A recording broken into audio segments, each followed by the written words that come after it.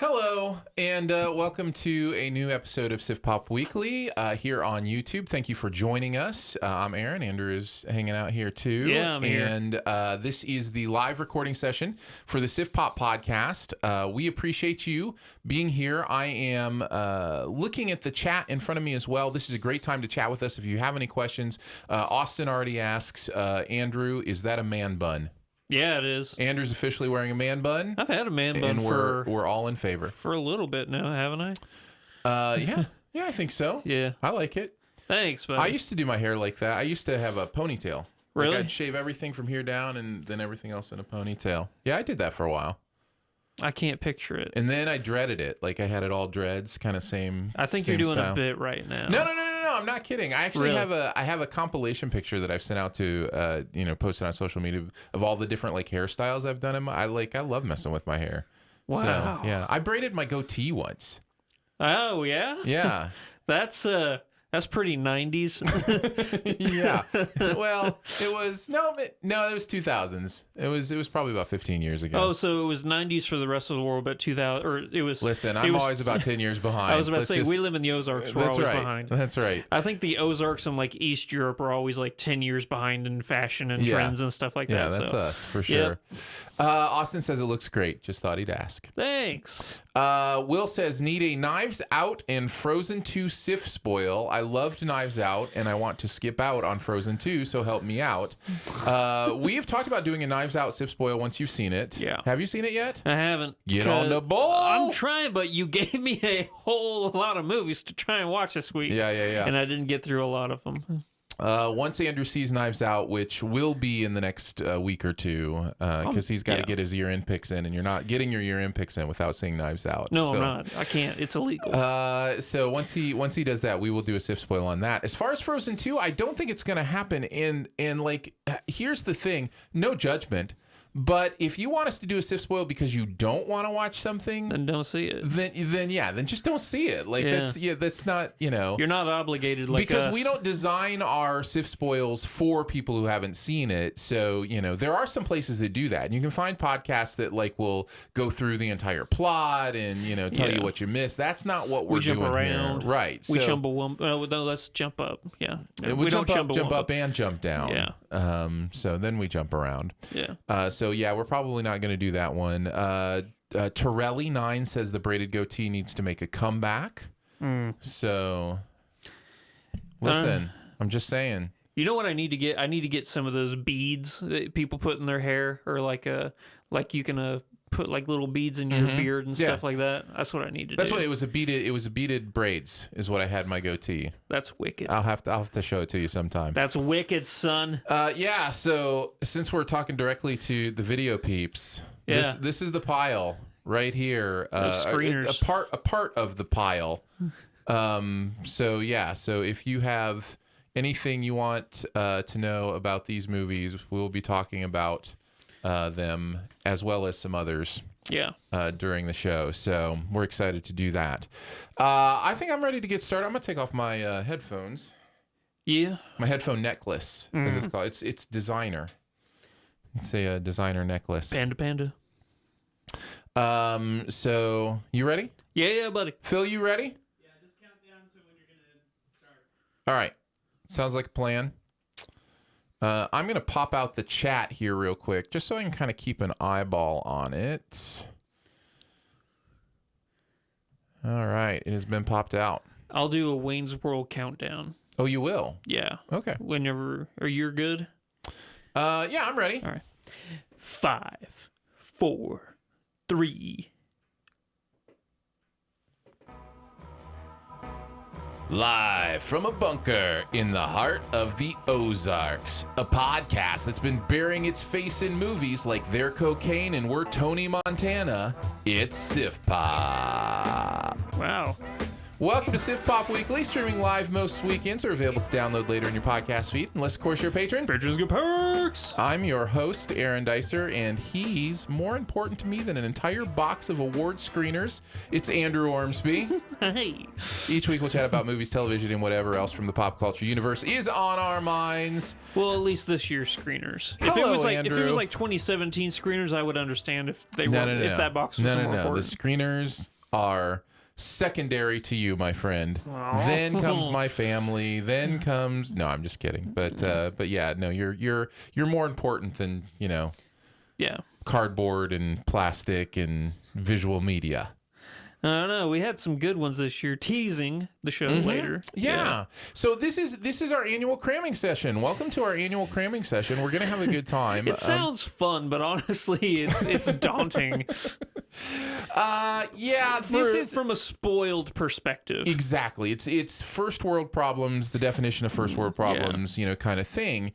There's some stress to it. There's some, you want to make sure you're giving all of these movies a chance. Yeah. I counted up, I think a couple dozen movies I've watched in a week, and when you're watching 4 movies back to back to back to back, it is kind of tiring, right? It's exhausting. Yeah. Now, thankfully, we love what we do. Right? Yeah. So, it's not like, working the factory floor. It's not like doing manual labor. It's not like, cleaning up, the restroom after the Super Bowl. You know what I mean? Like it's fun work. I think they just burned down the stadium after the Super Bowl. I think that's just more saying. That's just the rules. I will say this. I would have got through so many more screeners if Scorsese hadn't made The Irishman 15 hours long. So you can blame Martin on that one. Thanks. Yeah, that counts as 2 movies. Yeah, thanks, Marty. That counts as 2. It's overall though that was really the only super long one. I mean, there's several in the 2 to 2.5 range. Yeah, that's I think that's par for the course nowadays, especially during award season. Yeah. Like, how long was Infinity War? 3 hours? 3.5 hours? Something like that? Infinity War wasn't that long, was it? Or Endgame, Endgame. I think Endgame was like just over 245, something like that. Does that seem right? For some reason, I thought it was longer. We can look it up. But I know the new Star Wars movie's coming out at about 2.5, somewhere in that range. Yep. So, yeah, I think it's fine. We didn't get a screener for that one. No. They're not going to hand out screeners for Star Wars or Marvel movies. I guess I should mention up top, we will be covering all the ones I managed to see. There are lots of them. Some of them Andrew managed to see as well. Yep. Some of them he did not. So it'll kind of be back and forth on, Andrew playing the role of asking the questions of someone who hasn't seen it versus actually kind of chiming in. None of these will be full reviews. We're not doing full reviews today. We're just giving kind of preliminary thoughts, like it, love it kind of stuff. Yeah. We will do full reviews of a few of the movies even we're talking about today later on. Yeah. I think I mentioned 1917 we'll probably want to do a full review on when it comes out. Yeah, what was the other one? Uncut Gems, I think we'll probably want to do a full review on. Probably Jojo Rabbit, too. We could probably do a double week on Jojo Rabbit and throw Jojo Rabbit in there. Or maybe we just spend a little extra time on Jojo today since it's already been out for a while. And, okay. Maybe I'm all right with that. Yeah, kind of. Since we've both seen it, we can kind of make that, an unofficial review going on today. I know the people have been really wanting that Jojo Rabbit review. Yeah. In the chat, they're saying Endgame was 3:01. Oh, okay. Just over 3 hours long. So we will trust them on that. Yeah. And then no reason not to. Marriage Story was the other one I mentioned we'd probably do a full review on at some point, which is out on Netflix now, by the way. Just dropped on Netflix. Really? Yeah.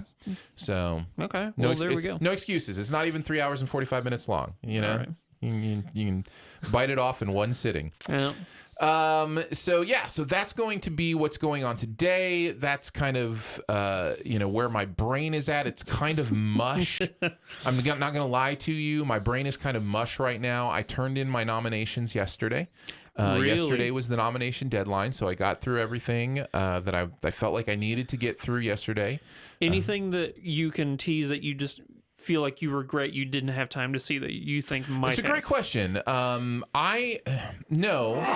there's nothing I regret. that I didn't get to see. I think I do a pretty good job of mapping it out, figuring out what I need to see. There are still some that I'm going to see. You mentioned Star Wars. That could still make my end of year list. I'm guessing it probably will. You know, I do a 41 list, and it's not been a stellar year in movies. So, you know, I'm guessing Star Wars will be on there. The new Jumanji. Yeah. I still haven't seen that. They're not pushing for awards for that. No. Spies in Disguise. I didn't get around to seeing it yet, but I will. So let's see what else is still to come. Cats. They didn't send an award screener for Cats. So You dodged a bullet there. you know, I used to whatever. I mean, it could be great. Oh yeah, you like musicals. I do like musicals. Yeah. Here's the thing that's weird about that. Like, when they were putting that movie together, I guarantee you they were thinking award season. Like, they're thinking, hey, this could be a big That's awards Hooper, push. isn't it? Yeah. And Hooper loves the awards. And they're not even pushing, man. So it was one of 3 screeners that I didn't get of movies that I would think could be in the awards conversation. Star Wars, Yeah. Cats, and Hidden Life. Terrence Malick's new film, Hidden Life, was the third of those. So it's kind of interesting to me to see like what ones don't show up. Yeah. In that kind of thing. Do you think? Does that make you hesitant moving forward with Cats? Like, oh, maybe they realize they don't have anything here. Or No. you don't think about that. No, I mean, I as far as awards go, sure, obviously, if they're not pushing for awards, then I'm not thinking of it as an awards movie. But as far as the movie goes, no, I'll go sit in the seat and I'll have a good time or not have a good time. Then we'll talk about it. Yeah. Sorry, James Corden, you're not worthy of awards this year, apparently. Apparently not. Or anybody like Taylor Swift or she won. Jennifer's the one that I was thinking would be the most like pushed for. Like, she actually has awards, before Jennifer Hudson. Oh. That's her name, right? Jennifer Hudson. I thought you were talking about Taylor Swift. I'm No. I'm trying to think, what? I know she won like greatest performer of all time or whatever the musical. Tay did. Tay, yes. Yeah. Nice. So that's pretty much going to be the show today. We'll also do some buried treasure at the end. So, make sure you're hanging out for that. And we'll also kick it off with some Do We Care? Every single week, I scour the internet to find out what is going on in the entertainment world. I pick some topics for us to discuss, and we must decide, do we care or not? Number one. Oh, by the way, I figured since we're having a pretty jam-packed show, only 2 this week. That's fine. Yeah. Number one, Disney is already thinking about relaunching the Planet of the Apes franchise. It's always Disney, isn't it? Yeah. That doesn't surprise me. Yeah. Now that they own it. Yeah. That they would think about, making money off of it. They do a good job at that. Money. I will also say Disney, for the most part for me, and I know everybody's not like this, Disney, I think, does a great job at finding that balance of milking a property for money, but also making good content. Yeah. I respect that. I feel like they put a decent amount of thought into their art. Now, having said that, we just came through Frozen 2, which I think is an example of the wrong side of the spectrum. Yeah. I think Frozen 2 feels like a cash grab. Oh, yeah. It's fine. It's a perfectly fine movie. I actually enjoyed it more than Andrew did, I think. Well, yeah, that's expected. I had a good time with it. I liked the music, all that kind of stuff. But if that's where the needle is starting to turn, I'm starting to pay attention where it's like, okay, so far when you've done Toy Story 3 or Toy Story 4 or even Finding Dory or whatever, I've been like, oh, this is a really good movie. Yeah. And you're making money. Or Incredibles 2 is a great example. Yeah, there you go. Great movie. But then Frozen 2. You're milking your property for more money, but you also made a great film. So Lion King and Frozen 2. Yeah, not so much. Aladdin, I enjoyed it. I liked Aladdin. I had a good time with it. I was surprised by Aladdin. It's kind of hit or miss, and we're seeing more of the misses, I think, with Disney than we have in the past, but they're also shooting more shots because they've got the money and the properties to do so now. It makes me wonder, like, if I've had blinders on, like, if I've just been so enamored with, like, the relaunches, if I were to go back and watch some of those movies, I would think, post, just joy of brand new content that I'm like, oh, maybe it's not as good as I remember, Yeah. I don't know. I mean, I look at like, the Star Wars stuff, the new Star Wars stuff I think is really good too. So Yeah. You know, it's I'm still willing to give them the benefit of the doubt. I do like this property. I think there's more content to mine here. I especially the latest trilogy I thought was really good. Yeah. So if they're playing off that, if they're doing some kind of like, you know, in between that and, you know, what we saw in the originals, that is fun to me, interesting to me. Bring it on. From I say what bring it I on. get, they are sinuses are acting up. Sorry, No they are worries. completely rebooting it. So the whole Andy Serkis thing is like being left behind, and they're starting over. From what I understand, That is not what I understood, but again, we're a ways off, and they can change their mind and do anything they want to do. yeah, I hope they don't leave that whole because I think that would be a mistake. I think Yeah. people are connected to that. I think it makes sense as a larger story. I know Caesar's story is over, you know, but still, like, there's a plethora of content there that's still Right. that could be mined Yeah. by apes. Speaking of Aladdin, is that your other Do We Care? The Aladdin news? Did you put that in there? Because we can talk about it if you didn't. I mean, I thought about putting it in there, but okay, so it's pretty controversial. Billy, is it Magnuson, yeah. Magnuson. Yeah. The only white character in the movie.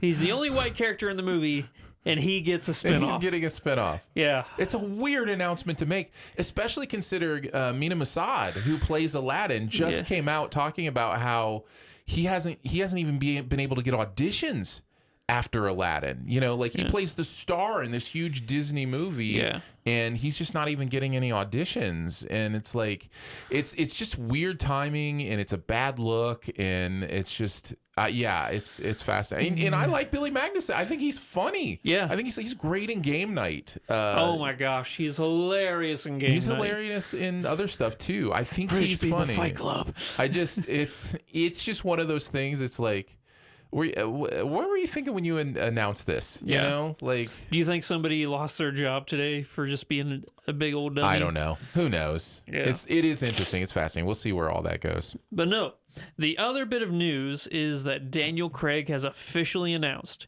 he is no longer James Bond after this next one comes out. Yeah. How do you feel about the idea that the James Bond films are an expanded universe and James Bond is just a name of the agent and not the person? Do you like that theory? I love that theory, except that I've seen a couple things in the movies that contradict it. Like, you know, for sure. In Skyfall, he goes back to the Bond estate, you know, like his parents' home. I'm like, oh, well, I guess they just destroyed that theory. But right, yeah. But I've always liked that, you know, because there's parts of it that do make sense. M is somebody who has been, like, Judi Dench was M for 2 or 3 Bonds. Right. You know, she was for 2. For Pierce Brosnan and for Daniel Craig, she was M. So, yeah, I'm okay with the theory, but what's your take on it? No, it's fun for me to think of it that way. I just, like you, I don't think it bears itself out if you actually watch the material, which is unfortunate. It's a fun little, you know, headcanon kind of thing, but it doesn't really work, and I kind of wish it did, you know? Which, if you really think about it, it's a terrible idea to have a code name be the exact same. So, like, word's going to get out that, oh, if you meet somebody named James Bond, they're an agent, you know? Yeah. So, don't mess with them. That's the primary agent. Yeah, that's like the exact opposite of what you would learn in spy school. No, it's fine. I'm excited to see who they choose next. And, you know, the Bond movies are always weird for me. I think it's Skyfall is the only one I think is, like, for me, is a legitimately great film, you know? You don't think Casino Royale? No, I mean, it's okay. But Bond film, but again, this is me talking about kind of my personal reaction to Bond films is I don't connect to the character. The coolness factor of it eludes me a little bit. I just, you know, so it's working best for me when it nails the action. It's working best for me when it nails the story. And the movies in general do those things occasionally, but not consistently. Yeah. So that's kind of why Bond has just kind of missed me in a lot of ways. Like the opening shot of Spectre. Woo! Yeah. Yeah. The opening scene of Spectre is great. Yeah. Should be just its own short film. Well, I think it was a Sam Mendes trying something out for a later project we're going to be talking about. You're not lying, man. No. That's true. Yeah. But yeah, so that's going to wrap it up for Do We Care? Very nice. Well, let's get into it. We are going to talk about. Should I count them up? Let's see how many we're going to try to touch on today. Was it 1, 2, 3, 4, 5. 1, 2, 3, 4, 5, 6, 7, 8, 9, 10, 11, 12, 13, 14, 15, 16, 17, 18, 19, 20, 21, 22, 23, 24 movies. I must not have gotten the full list then. You Cause got the full list. Did I? Well, I updated. I sent 2 more after the fact. Oh, yeah. I want to see both of those really and I actually bad. took some off the list that I didn't get a chance to see. So, Scandal. So anyhow, we've got 24 movies to go through. We're not going to spend a ton of time on each of them, but this is what the cramming session is. Yeah. This is what we do. So let's kick it off with Judy. The Judy Garland movie. So what are your questions on this, Andrew? Is it a musical? Do you consider something where the music is so authentic and organic to the story that it's realistic, a musical? Like, or are the characters just singing in places when they're supposed to be singing? She just sings as Judy Garland. La La Land is a musical because they break out and sing and dance on the 100%. highway. You know? Yeah. Nothing like that happens in the movie where like people are just like walking down the street and all of a sudden everybody in the neighborhood just pops out of the house and they Nothing start like singing. that. In fact, here's an interesting thing. Bohemian Rhapsody is more of a musical than this is. Okay. Because Bohemian Rhapsody has a couple like musical numbers that feel outside of the actual every time she sings in this, it's authentic and organic to the environment. See, I could see where some people would consider that musical, but for me, maybe it's just because I don't like musicals that I put it in a specific category. Like Chicago is a musical because people just break out. If it's unrealistic, I'll say that, then it's a musical. 30 years after starring in The Wizard of Oz, beloved actress and singer Judy Garland arrives in London to perform sold-out shows at the Talk of the Town nightclub. While there, she reminisces with friends and fans and begins a whirlwind romance with musician Mickey Deans, her soon-to-be 5th husband. And that's worth mentioning. The movie does take place later in her life. Renee Zellweger plays Judy Garland amazingly, and that's primarily the part of this that is getting consideration in award season is her performance. I don't think you're going to hear a lot about this movie as far as winning awards for Best Picture, those kind of things. It's all about Renee. It's all about Renee, cool. And understandably so. She's really, really good in this. I enjoyed it. I didn't love it. It is occasionally boring to me, but her performance is so good that it kind of engages you through this story. And it's kind of, Judy Garland's story is kind of a sad story too. It's super sad. It's kind of one of those things where the movie's trying to show you the glimmer of joy in it, or just who this person was and how they brought joy to other people. And that's admirable, but her story is so sad that it kind of weighs the movie down. Yeah. It makes a little more of a slog. What Hollywood did to her. Yeah, exactly. So that's Judy. But you'd still recommend it just for the performance alone. Yes, especially if you're. This is a Judy weird Garland snooty fan. word. I apologize for this horribly snooty word. If you're a film connoisseur, like if you're somebody who loves movies and wants to see the things that are notable, it's notable, right? Like that's the thing. There's a difference between people who want to see anything that's film notable and people who just want to see movies they love, right? Yeah. That's not judgment. That's reality. Most people fall in that second category. I don't want to waste time on a movie that I'm not necessarily going to enjoy just because it's got a notable performance in it. Yeah, the quality of content that surrounds it is more preferable to watch than this. Yeah. Given a limited time, like if you got to choose what you want to see, then you probably wouldn't choose Judy. But if you have time to see everything, then yeah, it's definitely one checking out, right? Yes. Yeah, I think that's correct. Huzzahs. Ready to move on to the next one? Yeah, buddy. Motherless Brooklyn. Did you get a chance to see this one? Man, this was going to be... I thought about staying up until 6 in the morning to watch Motherless Brooklyn. Yeah. I really did. Yeah. But then I realized we had to do a panel after this and stuff like that, so... Yeah. Man, how good is Edward Norton? Just tell me. He's great. No, he's really good. Edward Norton is a great actor. I mean, there's just no getting around that. He also directed this, too. He did. Did he write it? No. Well, I mean, it's based on the I think it's a book that it's based on, right? Anyhow, yeah, I don't know that if he wrote the script or not. I don't have that in front of me. Yeah. Lionel Esrog is a lonely private detective who doesn't let Tourette syndrome stand in the way of his job. Gifted with a few clues and an obsessive mind, Lionel sets out to solve the murder of Frank Minna, played by Bruce Willis, by the way, his mentor and only friend. Scouring the jazz clubs and slums of Brooklyn and Harlem, Esrog soon uncovers a web of secrets while contending with thugs, corruption, and the most dangerous man in the city. A lot of the Alec Baldwin. That's right, Moses Randolph. By the way, Gugu Mbatha-Raw is in this. She is quickly becoming one of my favorite actresses right now. She is so good. I love her in this. I love her pretty much in everything I've seen her in. Edward Norton is great. A lot of the conversation around this has to do with his Tourette's and whether it is insensitive or done well, those kind of things. And I think it's fine. It's an interesting conversation, one we certainly don't have time for here to go into the nuance of. Yeah. But the idea of playing somebody with a factor that you don't have is becoming increasingly fraught.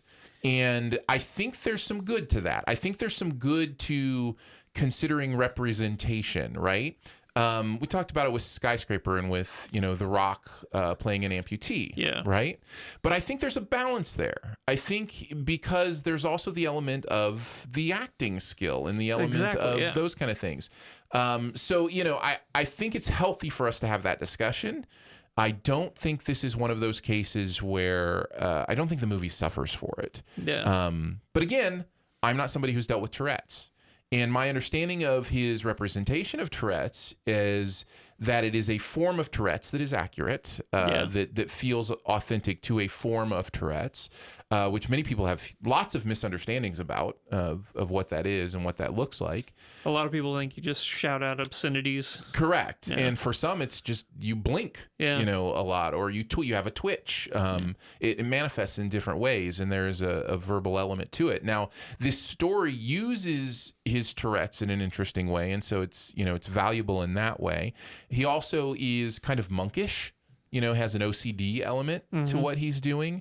And also, there's a bit of Rain Man in there too. That's the weird thing about this character is it's not just the Tourette's. It's the Tourette's, the OCD, and the memory that he has. He has that Rain Man thing where he can remember conversations, memory. Word for word, and all that kind of thing. So it's an interesting character. Is it revealed that he's Kaiser Soze at the end?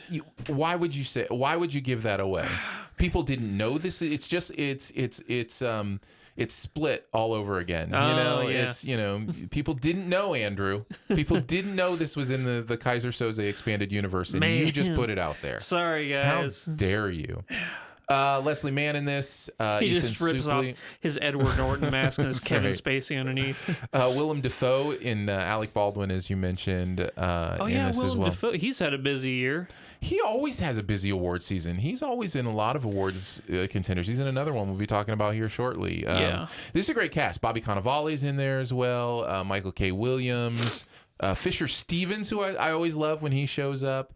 There's a decent cast here. I don't think I've said overall, though, this again is a decent like. There's not a love, but a like going on here for Motherless Brooklyn. Did you have any other questions about Motherless Brooklyn? I'm kind of, disappointed to hear that it's only just a like, because I was super excited about this movie. Yeah, well, again, you may love it.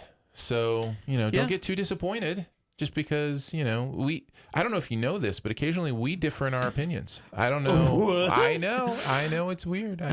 But I think for a general, you and I see eye to eye on a fair amount of things. I think so. Yeah. Ready to talk about Marriage Story? Yeah. Marriage Story, a stage director and his actor wife struggle through a grueling coast-to-coast divorce that pushes them to their personal and creative extremes. It is Noah Baumbach's latest movie. I have started to kind of fall in love with Noah Baumbach as a filmmaker.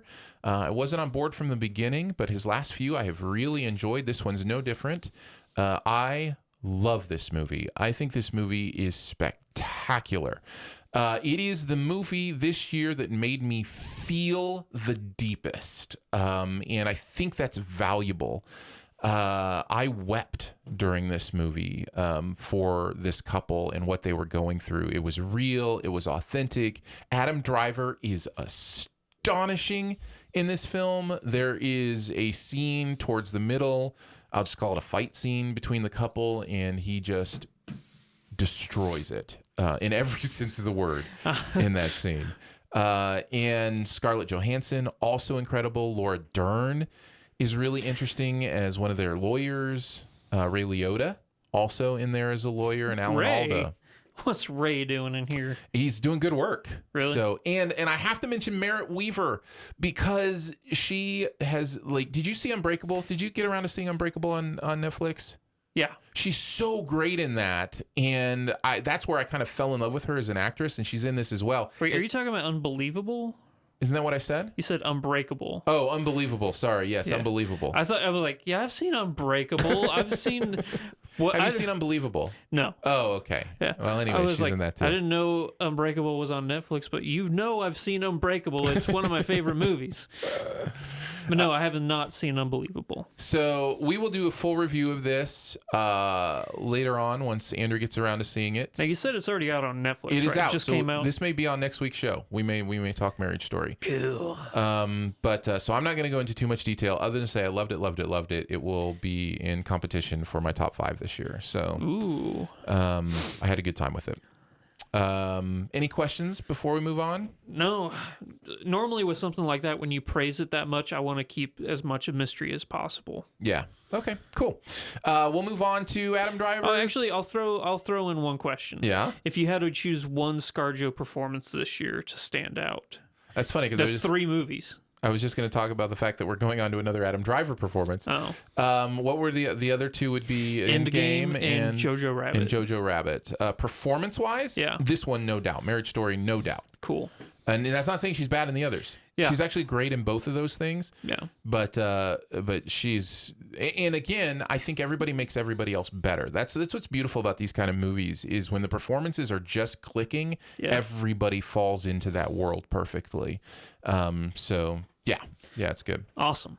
All right, let's move on to The Report. This is another Adam Driver performance. This is an Amazon film, correct? It is. I'm not sure if it's available to stream on Amazon yet. Not yet. Okay. FBI agent Daniel Jones performs an exhaustive investigation into the CIA's use of torture on suspected terrorists. In the aftermath of the 9/11 attacks, the CIA adopted new interrogation techniques. I put techniques in quotes. For those who can't see my quote fingers. Waterboarding. Yeah. This is, this is kind of course correction for Zero Dark 30 in some way, like the balancing factor of Zero Dark 30. So Zero Dark 30... You're alone on this one because I think Zero Dark 30 is phenomenal. It is. You're not alone on that. Okay. It is a phenomenal movie. I'm talking thematically. They exist on different ends of the spectrum. So the idea, Zero Dark 30 is this celebration of, our ability to go in and get the terrorists and, those kind of things. And this is kind of like the dark alley of Zero Dark 30, where it's this is the first 15 minutes of Zero Dark 30 explored. Yeah. And again, I love that. I love finding that balance. I love finding that ability to really assess who we are as humans, the choices we make as governments run by humans, and all that kind of stuff. And this is a fascinating true story that I didn't know. Fascinating story about the person who put that report together. I really enjoyed this. I don't know if I'd say I loved it, but it's definitely high side of liked. Okay. For me, but mostly because I'm a sucker for true stories. So understand that. Me too. I love a true story. I love the idea that there, was this guy who put this report together, and maybe it was not even ever going to see the light of day. what he discoveed. Annette Bening plays Senator Feinstein. In this, John Hamm, is great in this. Maura Tierney, Michael C. Hall. It's got a good cast. I think this one's kind of been under the radar, though. I don't hear a lot of people talking about it. So it could be interesting. Tim Blake Nelson also in here a little bit. Huh. So, yeah, good stuff. Cool. Man, I just really wish I would have got around to seeing a lot of these. Yeah? Yeah. I wouldn't. You've still got a couple weeks before you have to get your SiftPop list in? Oh, I'll make it work. Yeah? I'll make it work. Should we like skip to one you have seen, or we just keep going through the list? Let's just keep going through the list. Okay. Maybe we'll skip to one you have seen next. I already have Honey Boy pulled up in front of me here. Oh man, I really want to see this one. So, what are you excited about for this one? Because this is Shia LaBeouf playing his father. It's his story, but he's not playing himself. So, I'm curious about is like his representation of his father, being this clown, and him as a young child actor having to take care of his family, Yeah. And how that whole experience led him on that, path of, would you call it self-destruction? Sure. Yeah. I think that's the exact term for it. Yeah. So, yeah, I'm super stoked for this movie.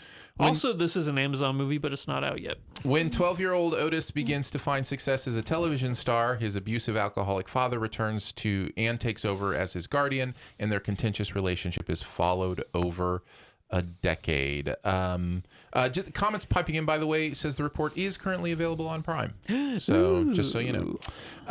So, Honey Boy, yeah, this is interesting because apparently Shia is working out his own therapy demons. This is stuff that he is dealing with as far as his own past, his own father, how that has changed him, how that has affected them, how that has pushed him. I find it interesting.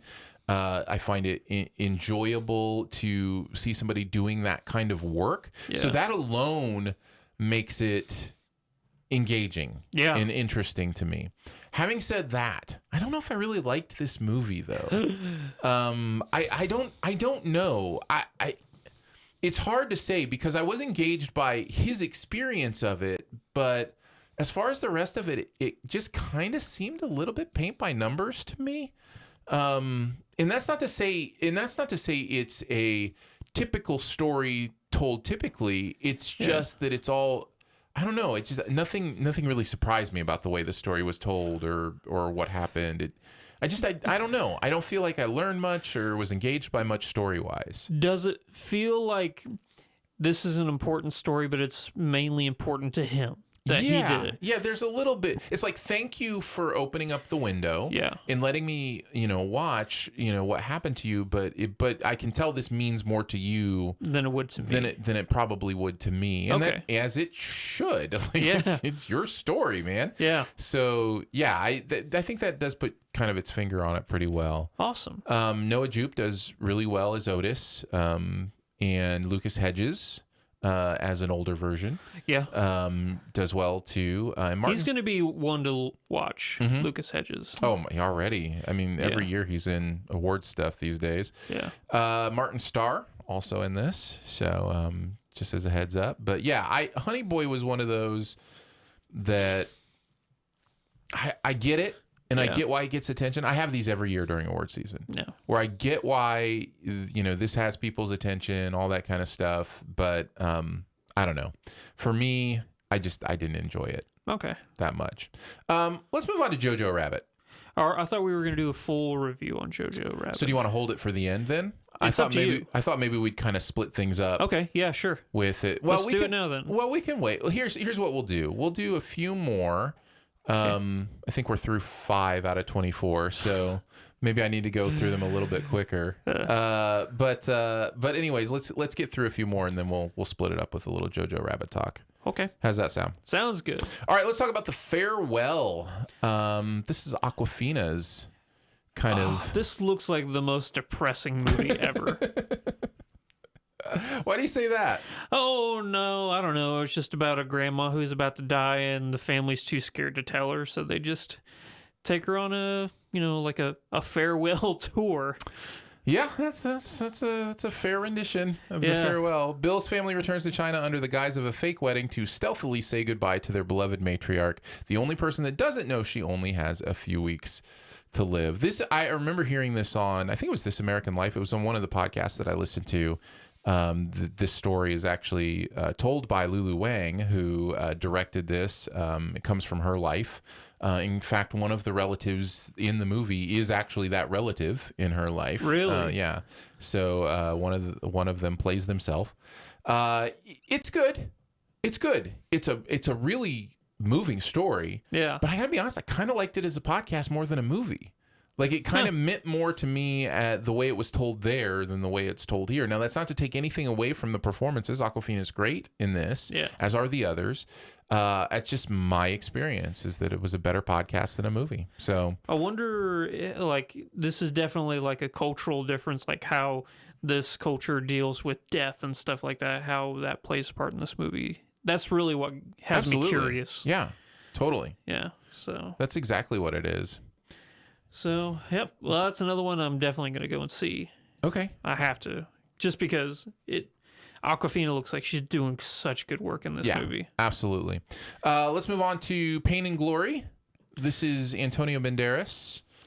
Foreign language film. Yeah, and this will, if anything, is going to give Parasite competition in the foreign language film category. This would be the one. Yeah. This is the only one. It's what's his Pedro Almodovar. Almodovar? Yes. Andrew, just tell me. Tell me what it is. Pedro, thank you. This is hard for me. I didn't connect to this at all.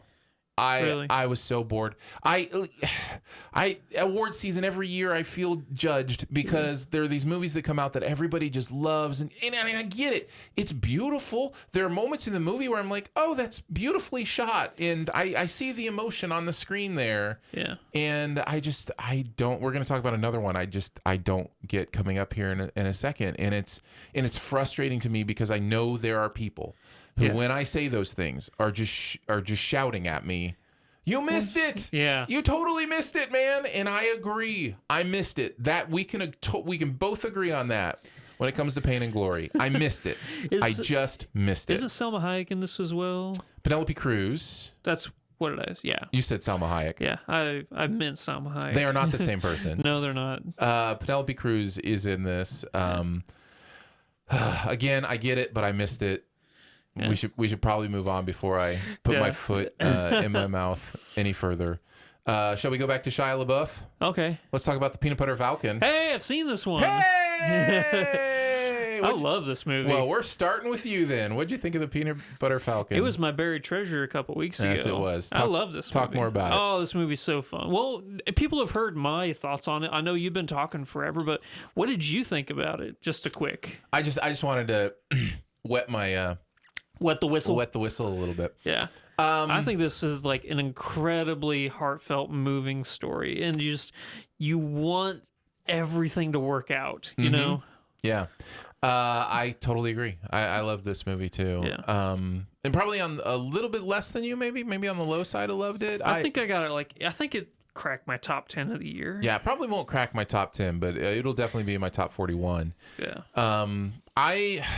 I really appreciated the authenticity of this relationship because there are a lot of ways this can be done wrong. Yes. You know what I mean? There are a lot of ways that the relationship between Tyler and Zach could be cloying and treacly and it's not. It feels real. It feels authentic. You have to believe that a person like Tyler would actually take time to be in this relationship with Zach. Yeah. And the movie pulls that off somehow. Mm-hmm. And I think that is, to me, the key success of Peanut Butter Falcon is in the authenticity of the relationships. Yeah. So how each of them fills a void that the other, is missing. Like for Shy's character, it's, the brother aspect that needs, filled in. Yeah. And the way this movie ends is so lovably ridiculous. I think that's the best way to put it. Yeah. That everything is just as you wanted it to be. Yes. Yeah, I totally agree. Yeah. I just checked. It is actually my number 10 right now. All right. So very nice. Well, maybe it'll stay there, or maybe it'll get knocked out. I don't know, man. There's a lot of There's movies. a lot to see. The back half of this year compared to the front half, it's like night and day. Yeah. Yeah, it's good stuff. Yeah. Can we move on to Klaus? Klaus. This is a Netflix movie available to watch on Santa. Netflix. And yeah, it's a new Christmas movie. And this is really good. I'm not going to lie. I did not know this was a Netflix movie. I just thought it was an animated movie that came out. This movie is really good. I just expected it to be, Christmas fluff. And it's not. It's meaningful. It's well done. After proving himself to be the worst postman at the academy, a postman is posted to a frozen town in the north where he discovers Santa Claus is hiding out.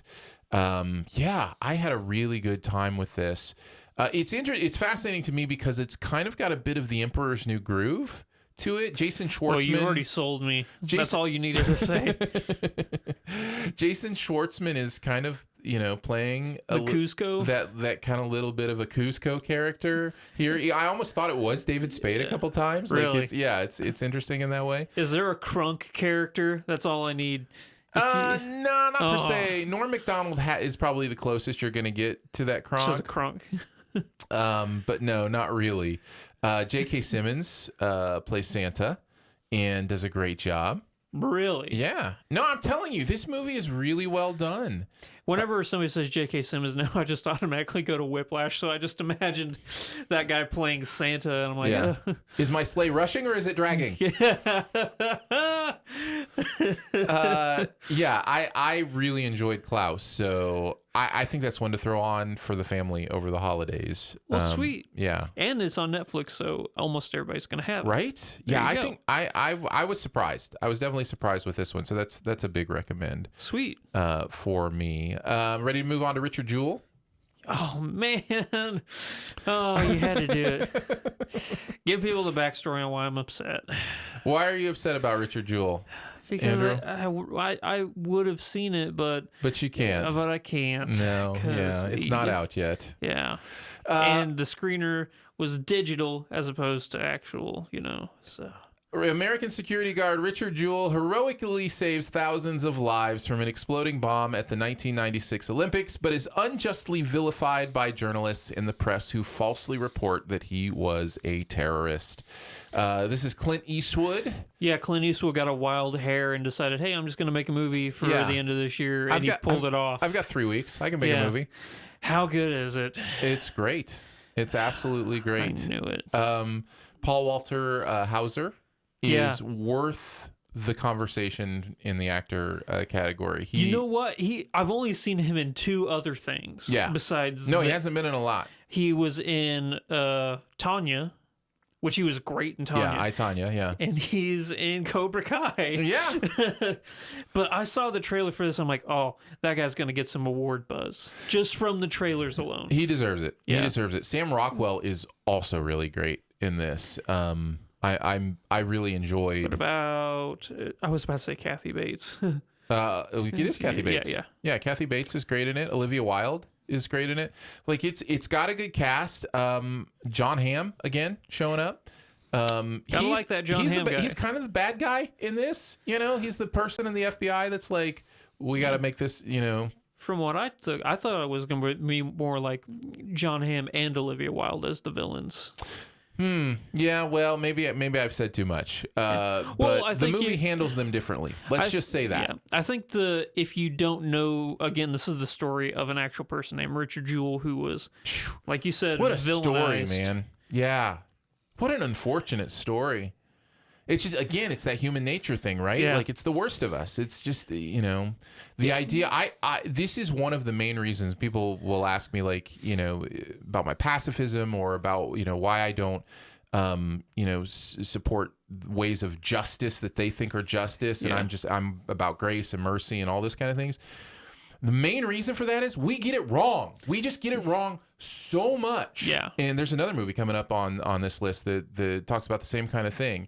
that it's like we have to start from a place of mercy and grace. We have to start there. Yeah. So yeah. Maybe Anyways. the reason why I said John Hamm and Olivia Wilde were the villains is because I think that they represent the true villain, which is the government and the media. And how they are able to twist and manipulate a story to the entire planet's desire. So yeah, if they want to make you a villain, they can easily make you a villain. Yep, and there's nothing you can do about it. Yeah.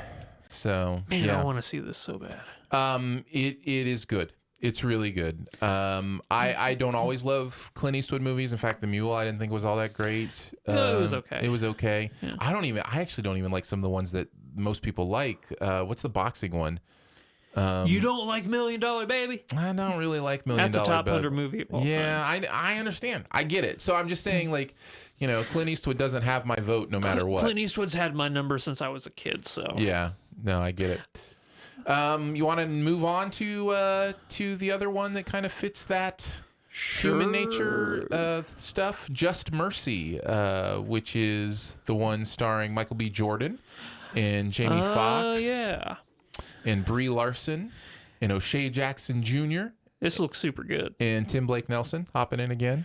He's just all over the place, Blake man. Nelson's He's having a year. Yeah. Hanging out in Watchmen, doing some great stuff. I was about to say he's in Watchmen, and I was also thinking, but it came out last year, was Ballad of Buster Scruggs. Yeah. But that was last year. Good for you, Tim Blake. Yeah. By the way, just going to take a second here. We're just going to step aside. Yeah. Watchmen is like the best show on TV in maybe the last 5 years. Like, I am loving The Watchmen so much. I can't wait for each episode. I've never read the graphic novel. It blows my mind when I hear people say you have to have read the source material to get this show, because I think what they are doing with this show is so brilliant, because all the mystery to it could be that stuff that's from the graphic novel that I don't know, or it could be stuff that nobody knows. And you know what? It doesn't matter, because I'm interested and they're going to give me the information that I want. This show is blowing me away. It's so funny because I was about to say you don't have to read the graphic novel, because it is nothing like the graphic novel. Yeah. Like, literally it's nothing like the graphic. I think this I'm sorry we're into Watchmen now instead of awards movies. We're gonna take a little break. We're taking a little break, okay? We're going to hit on Watchmen later on too, so don't worry. Okay, fair enough. But I was just thinking today, Watchmen, I think, is the perfect example of how you create an expanded universe. I think this is how you do it. You take the source material, you respect the source material, you use elements of the source material, but you create something completely fresh, completely new, from a different place. It's very similar to what Korra did to The Last Airbender, right? Yeah. Like it's kind of a whole new era of the same kind of world. So, man, I'm loving Watchmen. Okay, back to Just Mercy, shall we? Yes. A black man wrongly accused of murder spends 6 years on death row before a lawyer with the Equal Justice Initiative gets him exonerated. This is the true story of Brian Stevenson, I think is the guy's name. And Brian is somebody, Michael B. Jordan plays him, who just decided to spend his life dedicated to making sure that people on death row were the right people, which seems like a valuable thing for us to make sure of, right? I don't know. It is a testament to how flawed humans are, how flawed the system can be. Yeah. It is a testament to we get it wrong, and we need to be aware of that. The racial injustice and racial bias. There's definitely a racial element to the story. Is this Alabama? Is that? I think that's correct. Yeah, it's definitely the South. So this is and Jamie Foxx is great. Yeah. He's getting a little bit of buzz as well for his performance. I think this is one to see. I really enjoyed this. Okay. I would put it in that high like, low love, section of award season where it's like definitely going to be on my top 41, just not sure where. Cool. So this is a big recommend from me. Just Mercy was very moving. Is there to me? I'm trying to think. I love Michael B. Jordan. I really do. But I'm trying to think if I've ever seen him give a performance where I'm like, that's awards worthy, I think he's super good in Creed. I don't think that's an award worthy performance, I mean, he's great in Black Panther. Yeah. But I don't think that's well. I guess it depends on how you define it, right? Like, you know what? You just said it. Yeah, I think Black Panther was an awards-worthy performance. So I'm wrong. There we go. Have you seen the first one he did with Fruitvale Station? Yeah, Fruitvale Station. Yeah, that's definitely awards-worthy performance. Man, you're right. I don't know what I was talking about, though. I was just thinking of him in Fantastic Four and how much I hate that movie. Yeah, well, that is true. That's everybody gets one at least. Yeah. Anyways, that's a big recommend. Let's do one more before we hit the halfway point. Okay. Let's talk about The Good Liar. Oh, yeah, I hear... I'll let you talk about it. No, tell me what you hear. I'm curious. I hear this is the biggest letdown of the year. I have heard people say that they didn't enjoy it as well. I think there's some things to enjoy here, but I get why it's a letdown. It probably won't make my list. Yeah. Helen Mirren and Ian McKellen are good. Yeah. It's the story. The story, it's just, it doesn't work in the form. You don't believe it. You don't buy into it, into what's going on. And I think that's the movie's biggest flaw, is that you just don't ever feel like it's real. Career con artist Roy Courtney can hardly believe his luck when he meets well-to-do widow Betty McLeish online. As Betty opens her life and home to him, Roy is surprised to find himself caring about her, turning what should be a cut-and-dry swindle into the most treacherous tightrope walk of his life. It's directed by Bill Condon, who obviously has been in the awards conversation before. The story just doesn't work. I think the characters are too obvious for what wants to be a twisty type movie. Yeah. They think they're Shyamalaning you, but you know something like that. Yeah. Also, I was glad to see Jim Carter in this. If you don't know who Jim Carter is, he's also in Downton Abbey as the head butler in Downton Abbey. He's one of my favorite British actors. He's got a real low, gravelly voice, and I always like seeing him. So it's good to see him doing this work. Sweet. So that's The Good Liar, and that'll bring us to the halfway point. Before we head into talking about Jojo Rabbit, yes, just a thank you to our SiftPop members. You are the best. We appreciate you. We can only do this because of you. We've been able to launch a YouTube version of the podcast that you can watch at the SiftPop YouTube channel. Just go to youtube.com/SiftPop because of support from our amazing SiftPop members. Now, there's some fun benefits that go along with it. You get your own podcast feed with a bonus episode that pops up in there for you pretty much every week. We miss a week here or there. But you kind of get your own stuff that we talk about there, as well as some other fun perks. So if you want to check it out, go to Patreon, patreon.com/SiftPop. Support starts at $3 a month, and we are very thankful for you. All right, let's talk about Jojo Rabbit. Yeah. Did you like it, love it, dislike it, hate it, or was it just okay? Absolutely loved it. I knew you would. Somebody on Twitter yesterday asked me, they said, what do you think that you've seen, because I did like an awards AMA. They said, what have you seen in the award season are you most sure that Andrew is going to love? And I said Jojo Rabbit. Yep. Well, you're right. I just felt like an Andrew movie to me. It felt like a Wes Anderson movie, even though it's the symmetry of it all, you know. It is Taika Waititi, yes, who also stars as an imaginary Hitler. Jojo is a lonely German boy who discovers that his single mother is hiding a Jewish girl in their attic, aided only by his imaginary friend Adolf Hitler. Jojo must confront his blind nationalism as World War II continues to rage on. Before you go into the reasons you loved it, I will say I liked it. Not even high side, I liked it. Just liked it. Okay. So it's going to feel like I hate it because you love it so much. Yeah. But that's to be expected. So tell us why this movie is so amazing. Okay, I got to look up the name of the kid because, there are, there's movies where you're like, oh, that's a really good kid performance, you know? Yeah. This is just a good performance. I think that this kid is phenomenal. I think that he should definitely, even though he's only 9-10 years old, Roman Griffin Davis. Yes. If he's 9 years old, he deserves to be the youngest Oscar winner, for Best Actor or whatever. Well, the Critics' Choice Awards has a Best Young Performer category. So I'm certain we'll see him in that. Yeah, he's a shoo-in for that. I think Thomasin McKenzie is great too.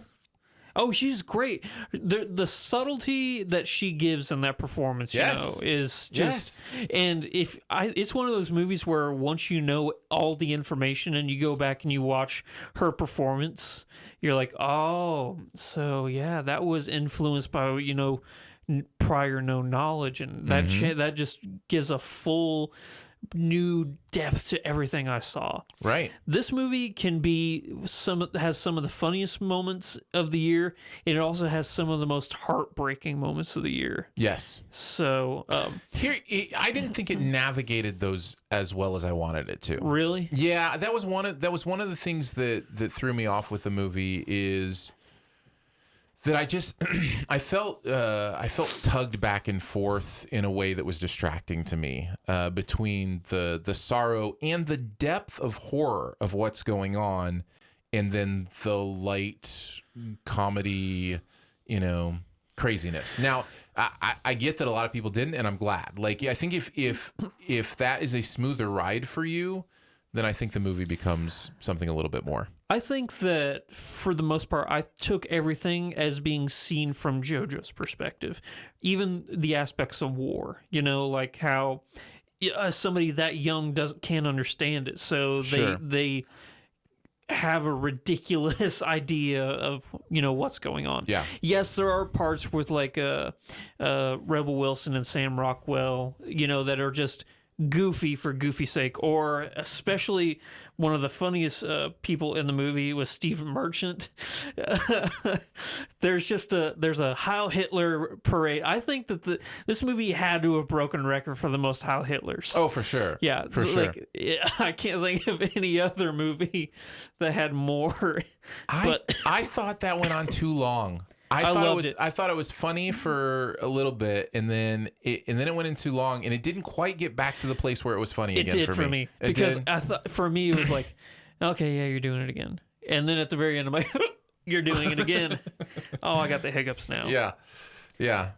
So yeah, that is one of those things where it's just subjective, right? Like the humor is either going to work for you or it isn't. His friend Yorkie is my favorite part of the movie. Great, yep. Yeah, Steals the show. Yeah, he really does. Also, is it crazy for me to say that I think Taika Waititi deserves a Best Supporting Actor nomination? Yes. You think so? Yes. I didn't think he was. I mean, it was what it was. If you think about it, like he's the perfect imaginary friend. Like besides him being Hitler, it's like he is exactly how a little kid would imagine everything. That's fine, and I'm gonna certainly grant you that. Yeah. For me, I've seen people do stuff like this in SNL skits. Like it's not, there's nothing. He's not doing anything out of the ordinary with this performance. He's doing a satire of Hitler. Like I've seen satire impressions, done. Like he isn't having to reach for anything, authentic or genuine or emotional. But I hear what you're saying. Yeah. He gives the performance he needs to give for the movie to do what it needs to do. Great. Yeah. Yeah. No, I get it. All right, fine. But I think that I absolutely love this movie. I really do. I feel like Rebel Wilson was miscast. I didn't understand that I think character. she was cast to be Rebel Wilson. Yeah. Because that's what I'm talking about with the tone. Like at times I thought I was watching a Rebel Wilson movie, and then at times I thought I was trying to watch a serious awards contender. Yeah. Like Scarlett Johansson and Rebel Wilson were in two different movies. I feel like. Yeah. Absolutely. Yeah. So that was the battle that was going on for me. But Sam Rockwell and Alfie Allen. Great. Yeah. Yeah. No, I love Sam Rockwell in this. Yeah. I think he's doing great stuff. I just keep going back to his friend Yorkie. I love that kid so much. He's in that paper uniform. Yeah. I don't think I can die. He just, whenever he's on screen, you're going to smile. Yeah. Oh. And that's the big takeaway from me is there are so many moments in this movie where I just can't help but just have the biggest grin. But then I think of other moments in this movie. I'm like, I cried hard in this movie. Yeah. It's good. It's super good. It's easily, is it top 5? I don't know. Nope, it's number 7 right now. All right. I love it. I bet it might even grow on you a little bit more. It really felt like an Andrew movie to me, and I don't say that lightly. And again, it sounds like I dislike the movie. I don't. I actually had a good time with it. I liked the performances.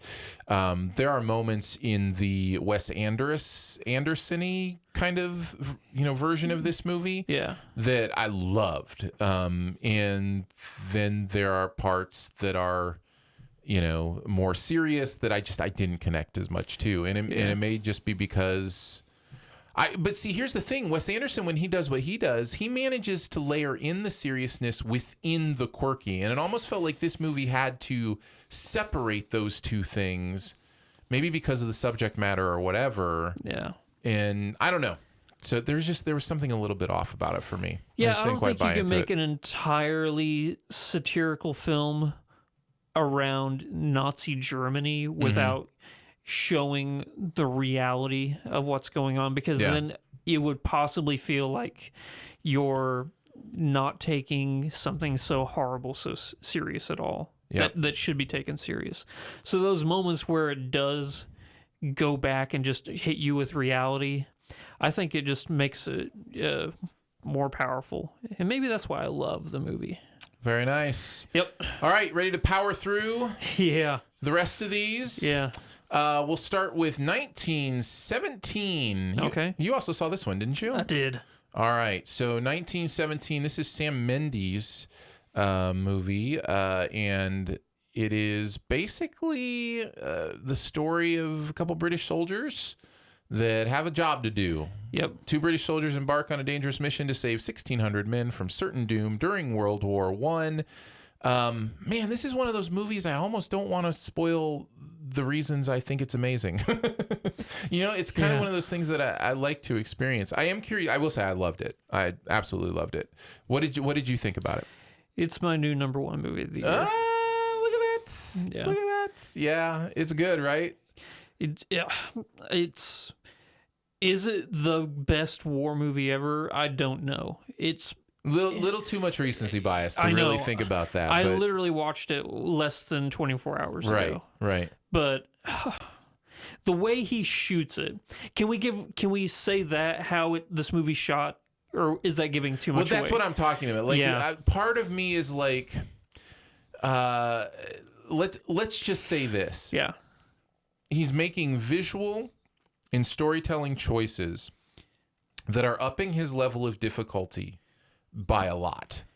Yeah. And still pulling it off. Yes. Right?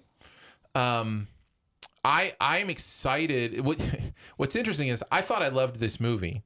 Now you're saying it's your '1. Now I feel like, again, I'm going to sound like I hate this movie compared to you, because I don't love it quite that much. I just really respect it on a technical level and enjoyed most of it. Yeah. I got bored a couple times. How? I know. How? Right? I know. I was like this. Again, the choices he's making are upping the level of difficulty. And he's up to it for the most part. But there's a part of what he's doing here that's really difficult, because there's a sameness to a lot of what's happening that is, for me, a little bit distracting. Now, again, I loved this movie. Let's not forget. Yes. I loved this movie. Yes. There were just a couple times where I was like, I'm kind of bored right now. I never once, not for me. The movie felt like it was walking sometimes and running other times. And the walking times, I got bored. Oh, the walking time. I know what you're saying. Yeah. But I think like the walking times makes, for me anyway, I wasn't so focused on the characters as I was the environment during these quote unquote that could walking explain times. it, because I'm very much a character person, and there just wasn't a lot of character work to be done because of the structure of the movie. Now, I will say the final, let's just say 20 minutes of this movie was some of the most breathtaking movie making I've ever experienced. There's a run shot at the end of this movie. It blew me away. Yes. It was one of those things where it's so good that you're not sad or cathartic, but you're almost crying by how powerful. intense it is. It's like Riders of the Rohan showing up. Yeah, it's fascinating. Where you're just like, how powerful it is making you cry. Yeah. Yeah, that's exactly it. And I'm just thinking about all these times where I'm taking in the environment. The way he shoots this movie, somebody mentioned it's Deakins, right? It's, he's gonna win another cinematography Oscar. I mean, that's what the guy does. He just wins. But the way he's able to make the environment so real and how horrifying and ugly it is. Yeah. But at the same time, there are shots in that horror and ugliness that are surprisingly beautiful. Yeah. Like the background is just it's great. I can't I said believe we were gonna power through these last ones. I can't. I'm sorry. This movie's too good. It is very good, and I totally get it. Maybe we won't even need to do more of a review later. Maybe we'll do a Sif spoil on it where we can talk more in depth. There we go. On it later. But it's definitely towards the top of the list of must-sees the rest of this year. Let's talk about Harriet. This is Cynthia Erivo. Arrivo? I always say Erivo. Am I wrong about that? I have no idea. I don't either, and I apologize. But I think she's great. She is fantastic. And she's fantastic in this. It's a very powerful movie about Harriet Tubman. Yep. And if you don't know the story of Harriet Tubman, or even if you do, this movie goes in depth into it in a way that is fascinating, interesting. I really liked this movie. Don't know if it quite crosses over into the loved it category. But it's definitely one worth checking out. For me, these true stories, like I said, I'm a sucker for a true story. Yeah. It's just, it's my preferred way to be educated. Right. And it's one of those things where, what can be dangerous about that is these are movies. They're not meant to be documentaries or educational courses. The, and so entertainment takes priority over correct. truth. And so I always kind of, offset that with my own research about what is true and what isn't true about what I learned. But it's that nice It's a catalyst to get you intrigued. Exactly. And I really do love that. So it follows her from her escape from slavery through her dangerous missions as she led to liberate hundreds of slaves through the Underground Railroad. Harriet Tubman was a beast. Yeah. She was great. So there you go. That's Harriet.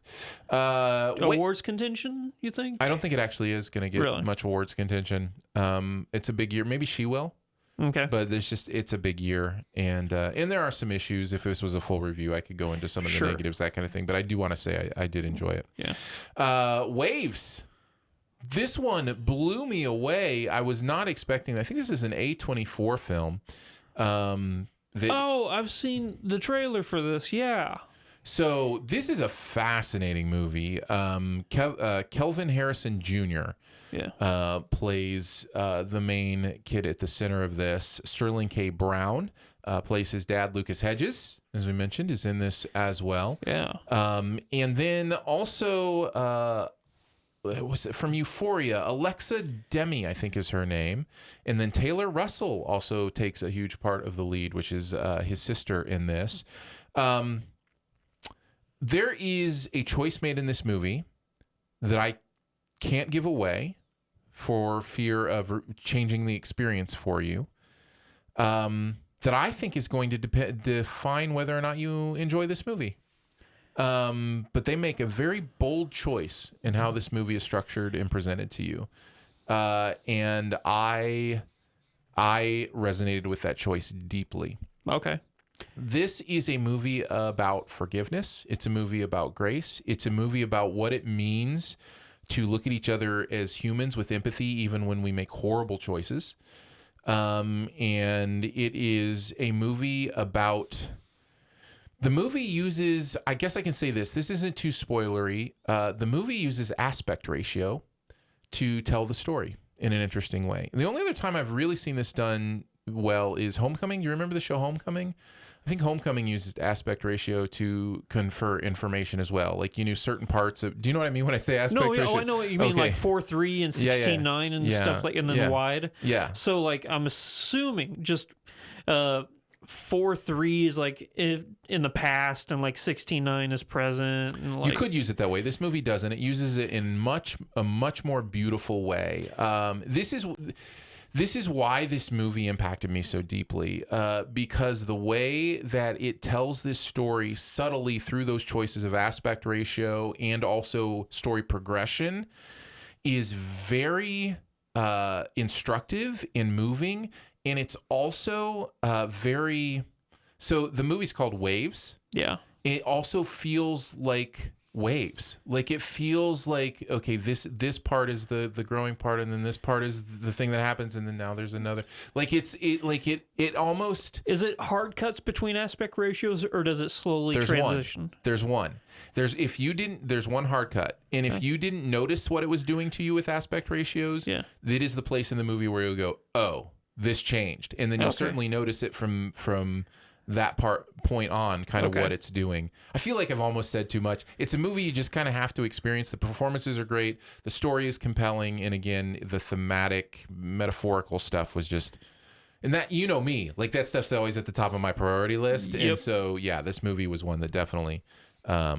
was definitely one that I enjoyed. Yeah. So that's in the loved it category. Let's talk about The Lighthouse. Did you get around to seeing The Lighthouse? I really did want to see this movie. Because it's the same people who did Vivitch. Mm-hmm. Yes. Yes, it is. Yeah. Is it good? I have pretty much the same feelings as the Vivitch. You appreciate it? Did I say I appreciated the Vivitch? I guess I said I appreciated some of the visual choices. I did not like this movie. Really? I am bordering on hated this movie. So here's my hot take for the episode. I rolled my eyes through 90% of this film. I think it wants to be clever and weird, and it certainly is weird. Nobody's debating that. It's a very weird movie. I just don't think it's as clever as it thinks it is, at least for me. Don't mess with the bird. This movie's so goofy. I could not land myself in this film. Pattinson and Dafoe are making choices. This movie makes choices. Let's just say that. Well, that's good. I'm glad when a movie makes choices. Sure, absolutely, 100%. Let's just say they did not work for me. I am in the vast minority on this. Really? People love this movie. Other critics love this movie. Well, people really fans love The Witch, too, because of how, quote unquote authentic it was. Robert to the time. Eggers, we should say, is the director. Which if you look at The Witch, it's the language spoken is even Old English, so I think he really strives for authenticity with his work, and he tries to throw in as much trippiness in that authenticity, which can be kind of contradictory, so I can see why some people won't like it, but at the same time, I really want to see this movie, man. Two lighthouse keepers try to maintain their sanity while living on a remote and mysterious New England island in the 1890s. Also, one film reviewer tries to maintain his sanity while watching them. Hey! That's there. It should be there at the end.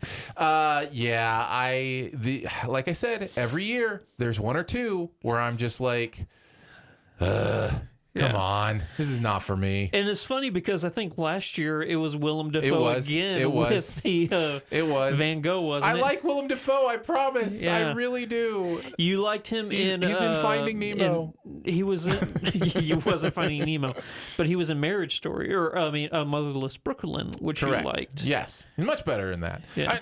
I'm not saying Willem Dafoe is bad. I'm saying Eggers is making such definitive, bold choices here that you have to be on board with. I think you either have to get on the boat or you'll drown, and I was drowning. Hey, so gotta look for that lighthouse, man. Yeah, I couldn't find the lighthouse. I couldn't find my bearings on this one. So yeah, The Lighthouse was not a movie for me. However, it is a movie for a lot of people who have seen it. Uncut Gems we'll go to next. I think you did get a chance to check this one out. I did. This is the first of the ones I did get to see. So Uncut Gems, what did you think? Love it. Okay. I was pretty sure you'd love this one too. Yeah. Well, it's Safdie Brothers. I'm saying it wrong. How do you pronounce their name? Safdie Brothers. Safdie right. Brothers. Yeah. Okay. You have their way of telling movies. Again, like Edgar, is very unique. If you go back and you watch Good Times, I think is what it is. The Robert Pattinson. Robert Pattinson likes movies where he has to make distinct choices and stuff like that. Yeah. No, he does, and it's been fun to watch him make those choices. Yeah, because didn't you do High Life, which apparently was really weird too? I liked High Life. Okay. High Life is a good example of a weird movie that I found my way into because I liked what the story was saying. I liked where it was taking me. So this is the most anxiety-inducing movie of the year for me. Yeah. Yeah, like edge of my seat, like, what are you doing? Oh, stop it. You're giving me a panic attack by all the choices you're making. Yes. And, Adam Sandler, this might be the best work, like, acting he's ever done. Yeah, I don't know that I would argue that. I mean, he's done good work in other films, but he's good here. Yeah, I think I agree with everything you're saying. Well, what did you think of it? I didn't like it. You didn't like it? It didn't connect to me. I found so much of what was. I found so many of the characters to be unlikable, and I couldn't really find my way into why I cared. So if there are unlikable characters, I have to be caring about something, something greater that's going on that that I can connect to, and I never found my footing in this one. I think I don't want to put words in your mouth. No, that's fine. But put them there. I'll spit them out if I don't like them. Are you combining unlikable and uninteresting characters? Because they're two very different things. They are different things. I think one can lead to the other. Okay. But those are different things. I found these characters unlikable. I found most of them uninteresting. I did not find Adam Sandler's character uninteresting. I found him interesting enough. But that wasn't enough. Okay. Like I wasn't connected to, whatever was trying to go on with the story didn't seem deep enough for me to connect to. It didn't I wasn't spending my time thinking about, oh, that means this and that means there just wasn't a lot to think about. This isn't a metaphorical movie. It's a straight up. It's the story you're being told is the story that you get. So there's not a lot to think about there. There's not a lot to root for. I'm having we talk about the different parts of the body being engaged, right? The gut, the heart, and the mind. It wasn't engaging. If any, the gut. This is a gut movie. If it's going to engage anything, it's going to engage your gut. But it wasn't even engaging that for me in a way that was fun or interesting or so. I mean, again, they make some bold choices here, some very bold choices. It's a movie about addiction, and it's about an addiction that you don't really see. It's not narcotics or anything like that. It's gambling. It's a gambling addiction. Right. And what I found interesting is a lot of the people in this movie are playing themselves.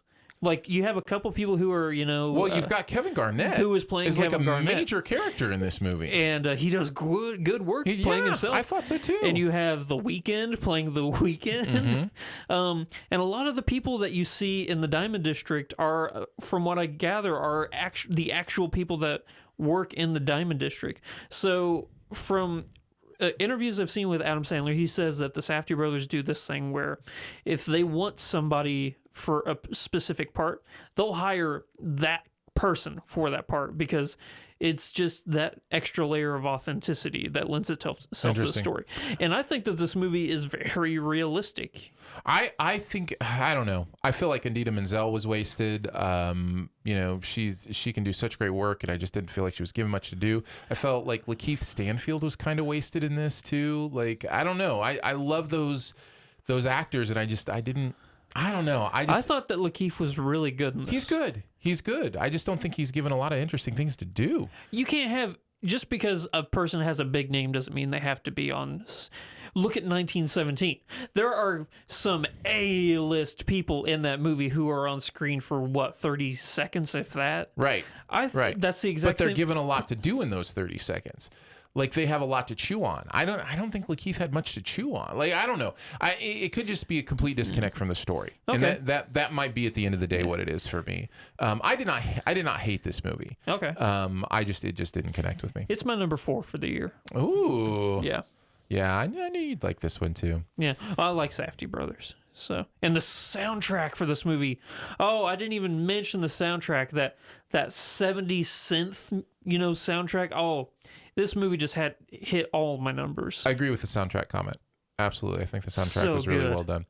All right, let's rush through these last 6 movies, shall we? Okay. Dark Waters. Do you know much about Dark Waters? I was thinking Underwater, but no. This is the Mark Ruffalo movie where he's talking about the environmental. Is this? It's not the technically chemical company. Yeah, it's not technically about what's going on in Flint, Michigan, but it's kind of like Flint, Michigan, sort of thing. Well, I mean, this is a true story. Okay. About what happened in West Virginia. Okay. West Virginia. A tenacious attorney uncovers a dark secret that connects a growing number of unexplained deaths to one of the world's largest corporations. While trying to expose the truth, he soon finds himself risking his future, his family, and his own life. Todd Haynes directed this. Mark Ruffalo kind of produced it and starred in it.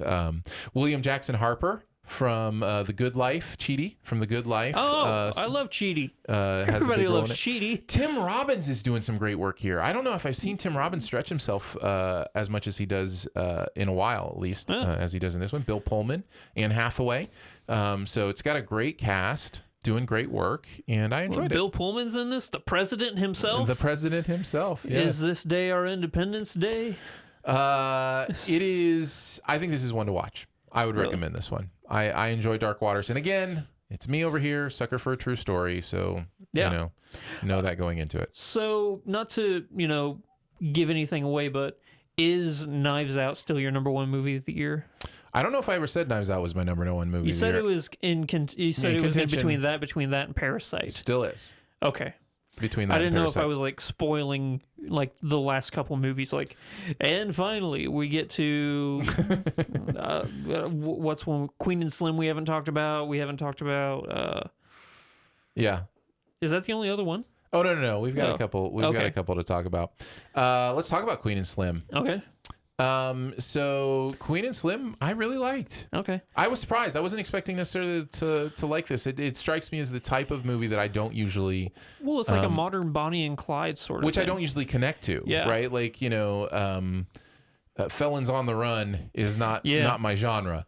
But there's some intricacies and some subtleties to this story that really make it interesting to think about. It really activated my heart and my brain. Fun fact, so I think it was my ancestors, I'll just say, because I don't know how far back it goes, were one of the people who hid Bonnie and Clyde whenever they were... Wow. Interesting. So I got gangsters in my family. I don't know if I should trust you anymore. Viking blood and gangster blood and... We're not even... I got so many stories for you, man, like about the time that I catered a mafia. Wow. Yeah. Man, don't get a hit put out on me, Andrew. Yeah, it was I'll just say I catered an event for a family. A family. Yes. Very nice. Back in like 2005. Yeah. Interesting. I didn't know it at the time. Daniel Kaluuya is Slim and Jodie Turner-Smith is Queen. Pretty much this is going to, I think for you, depend on how much you connect to them as characters and a couple and the story and the themes in general. Well, and Kaluuya's in it, so. And Cody Smith is always awesome, so I really do want to see this movie. I think it looks great. It is good. The Souvenir. Do I know this one? I don't know. It's another A24 film. It's getting a little bit of buzz. I should know because I love A24. This one's actually been out for a while. Nothing about this is looking Honor familiar. Byrne. Honor Swinton Byrne plays Julie, and Tom Burke plays Anthony. Tilda Swinton is in here as well. I don't have a lot to say about this. I'll just read the synopsis. A shy but ambitious film student falls into an intense, emotionally fraught relationship with a charismatic but untrustworthy older man. I was bored during this movie. I was about to say, that sounds like the most cliched story ever. How many times has that movie been made? What people are connecting to, and again, understand when I say I don't like a movie, it just means it's not for me. I understand that other people connect to it and have reasons they love it. And I think what they're connecting to is the aesthetics of it, the beauty of it, the humanity of it. I think all of that is here. I was just bored. I had seen it a million times before, and it just never connected to me. So, same for Her Smell, which is what's her name? Just slipped my brain. Oh, Handmaid's Tale. Yes. Elizabeth Moss. Thanks. Elizabeth Moss. This is kind of being bandied around pretty much just for her performance, kind of similar to Renee Zellweger in Judy. I did not enjoy this movie. I think it's really poorly made. It just didn't feel like it was well put together. Her performance is great. Like, she's definitely embodying this punk rocker. Yeah. Dan Stevens is in it, and I'm always down for some Dan Stevens. I think he's really great. Cara Delevingne. Also doing some good work here. Becky Something is a talented but self-destructive musician who seems determined to alienate everyone around her, even at the cost of her own band's success. Is her name really Becky Something? Becky Something is the character's name, yes.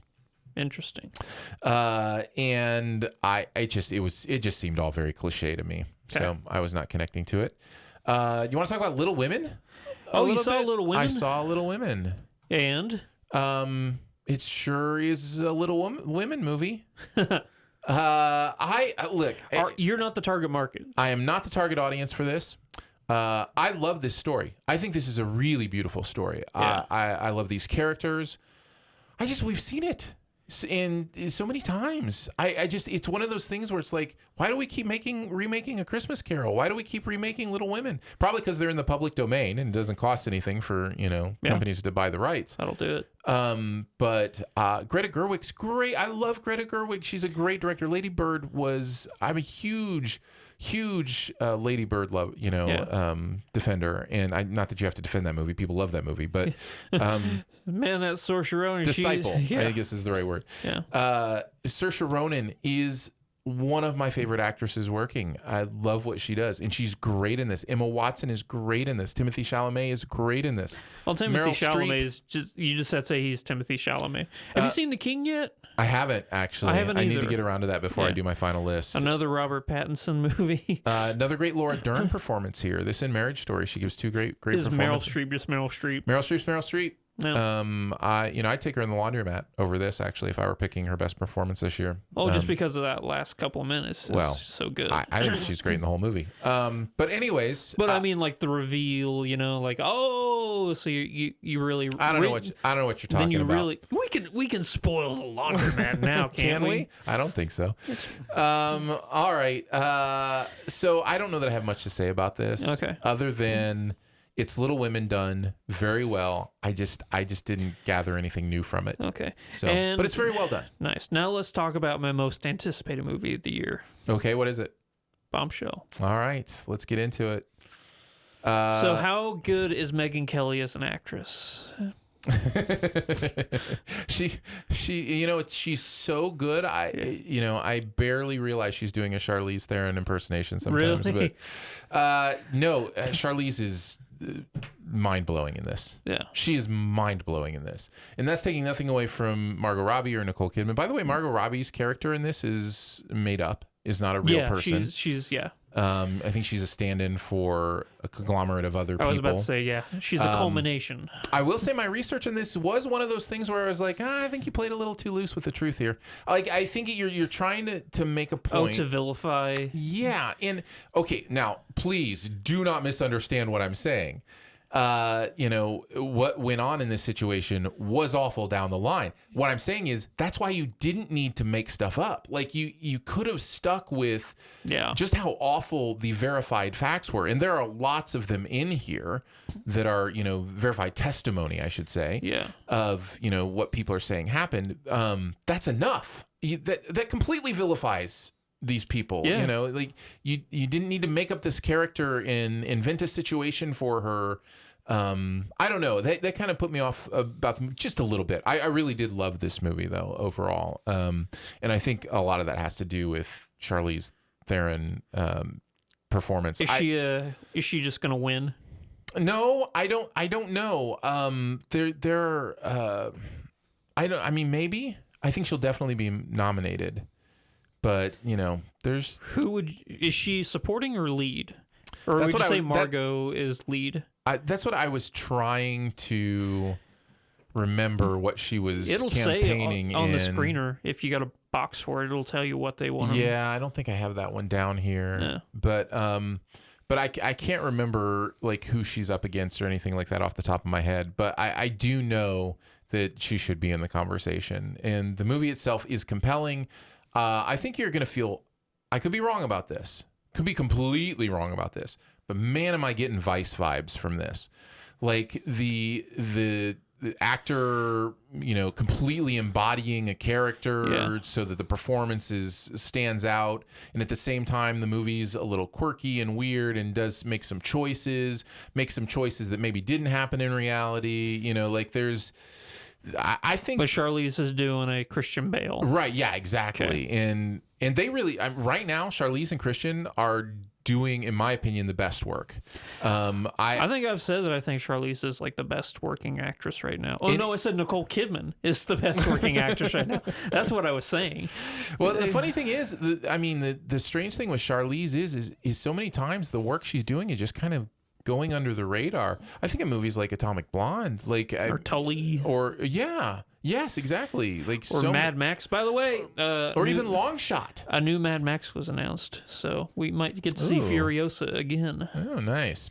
So yeah. Anyways, Bombshell is really good and definitely worth a watch. But I think if you didn't like Vice, there may be things about this that stand out to you. This isn't. As well. Who directed Vice? No, it's not. No, The Big Short. Yeah. Adam McKay? Yeah. Yeah. It's not McKay doing this? No. Okay. Bombshell was... Who directed Bombshell? Bombshell was directed by Jay Roach. So similar kind of idea. Yeah. With a comedy director. Yep. Directing something a little more serious and true. Sweet. So there you go. We did it. We crammed. Is that all of them? That's all of them. Whoa. That's the entire cram session that we're going to get through today. And don't forget, we're going to be going in depth on a couple of these. They'll get their own full episode. I think we have to for 1917. At least their own Sif spoil. Yeah. Where we can talk a little more in depth. Why don't you give me, because I've been talking nonstop and my voice is going. Yeah. Give me your buried treasure. What do you got? So I said that I was going to be talking about Watchmen later. Yeah. Well, there's a comic series called The Doomsday Clock, which combines the DC universe with the Watchmen universe. And it is beyond fascinating because it's all about Dr. Manhattan versus Superman.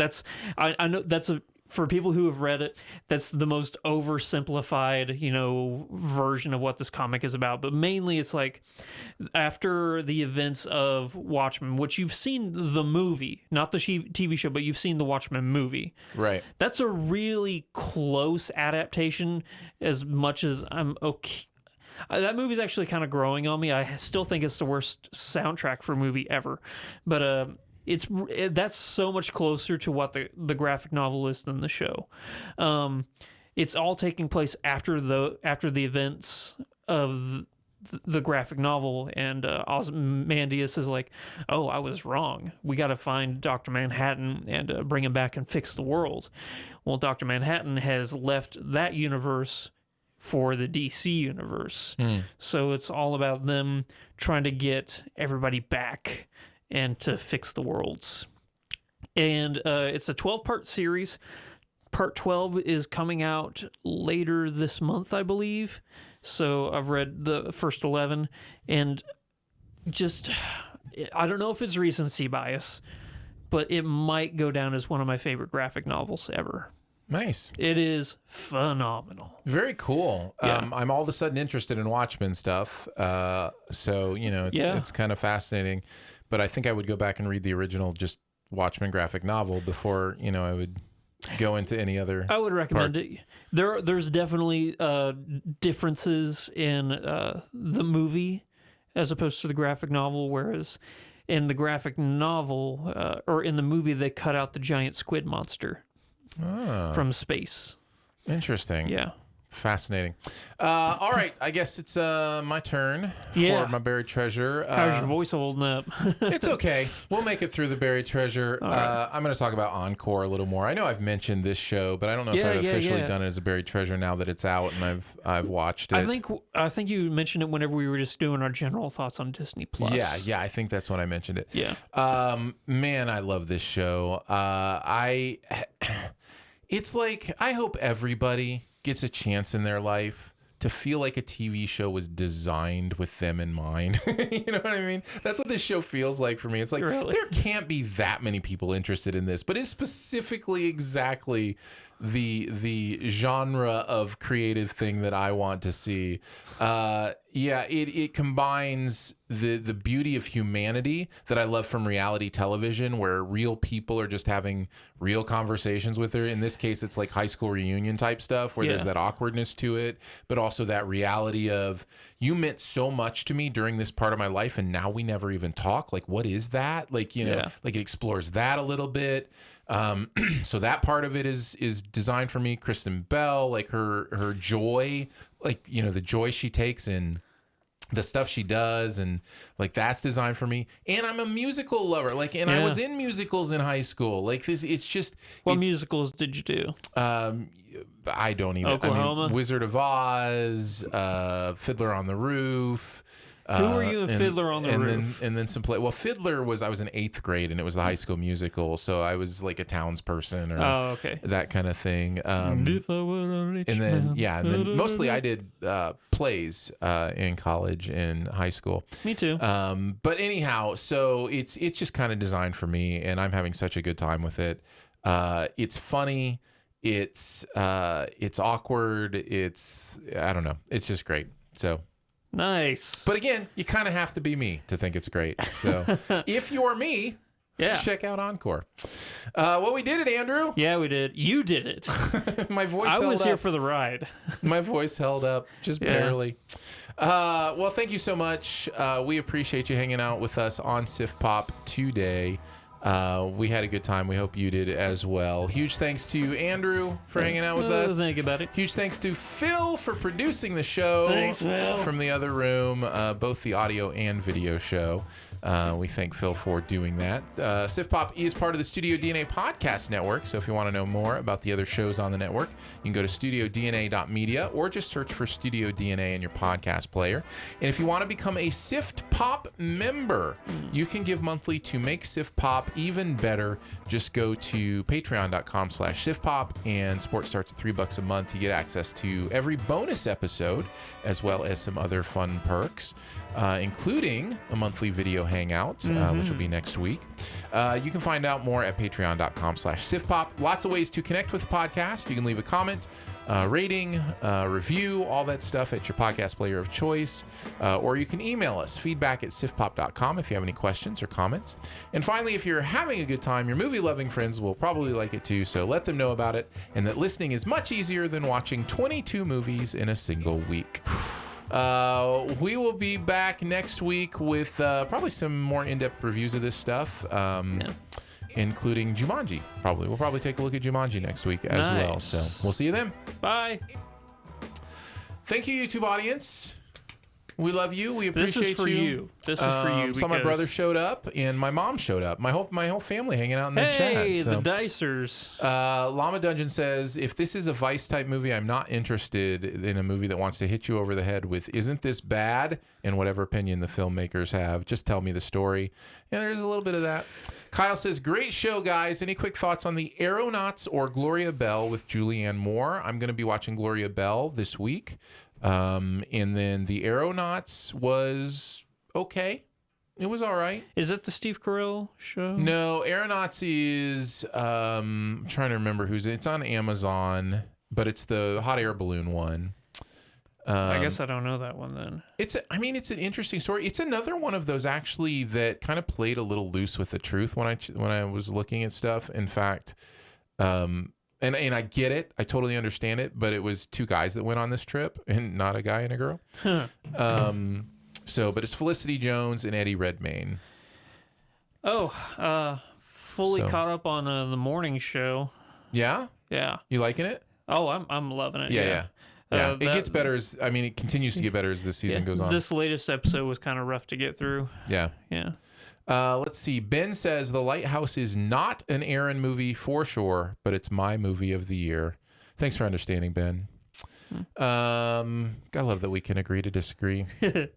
Let's see. Jay Bourgeois had some things to say, but I'm not sure what movies he was talking about when he said them. He said, I was slightly bored by this one. Twists were interesting for about 30 seconds. That may have been during The Good Liar. I'm not sure. Amon says, I love this film so much. I cried so hard during that one scene. Also a great song choice that follows after that scene. That's Jojo Rabbit that he's talking about. Yeah. So, yeah. So, thank you. Yes. Austin says, weird, Cats and Hidden Life have tons of FYC categories on their FYC sites. Yeah, well, it's possible they'll still make a run at Oscars. Just because they didn't send me stuff, doesn't necessarily mean they won't make a run at the Academy Awards. Yep. So it's usually surprising when a company decides not to do that. Yeah. So, I mean, I got an Endgame screener, Yeah, in case you didn't have Disney Plus. I got Secret Life of Pets 2 as a screener. Studios send stuff. All right. Thank you. We appreciate you. We're going to record a quick bonus show and get that up for the members. So, bye. Bye.